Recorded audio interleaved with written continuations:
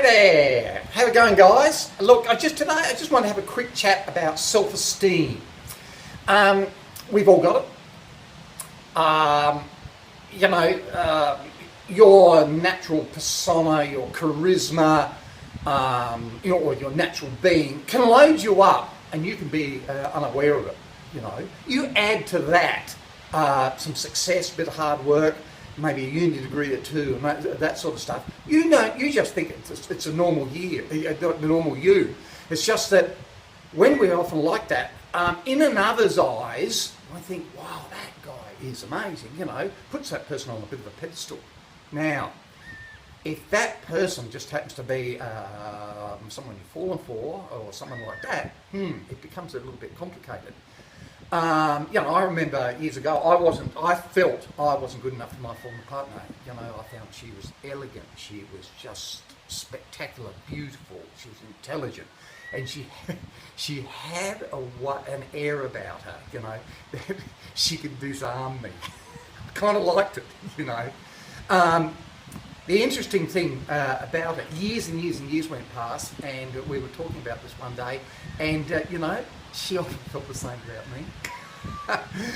Some of the game, and different times, but that's the way it is. And I've also, what brought this all about is last night I was talking to a guy overseas. He called me up for a session, and we had a fairly long session.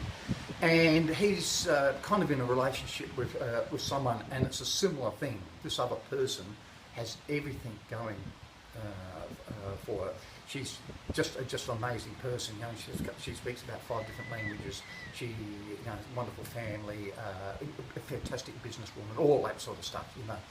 And incredible person. And what I picked up, and he felt it afterwards. I mentioned it, that she felt that she couldn't match it with him. It's interesting, isn't it? And very sad in some ways. It's just self-esteem, and I think it's crazy, So look, if you're in a relationship yourself, and you feel that maybe your self-esteem is low, and often we don't know it, you might want to think about it. What happens is you tend to lean on your partner. His or her friends become our friends. You tend not to have your own, because you don't have the get up and go to go out and mix with your own friends. You tend to let that other person, him or her, control your life and this sort of stuff. In other words, your decision making capacity tends to drop, and we don't want that. And then if you think about it, after 5, 10, 20 years and this sort of stuff, that can become a real problem, because you're leaning on the person and you've lost a lot of your capacity for decision making in the relationship. And if the relationship breaks up, then you're in all sorts of challenges then. So it sounds familiar?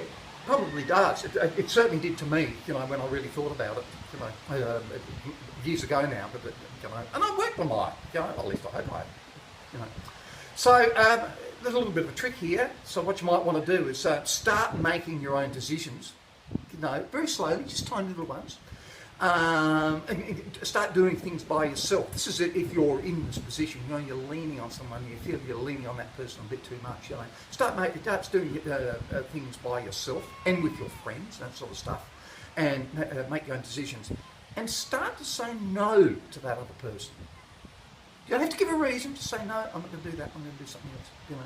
Oh, by the way, my client overseas, I gave him actually 3 really good strategies, and I suspect, it was only last night, I suspect he's actually working on them right now. So that's fantastic. I'd be very surprised if not, but I'll be speaking to him next week to see how it eventuates, which is great. Yeah. So that's it. I just thought I'd get a quick chat about that, and you enjoy it. You go out there and think about your self-esteem. All right?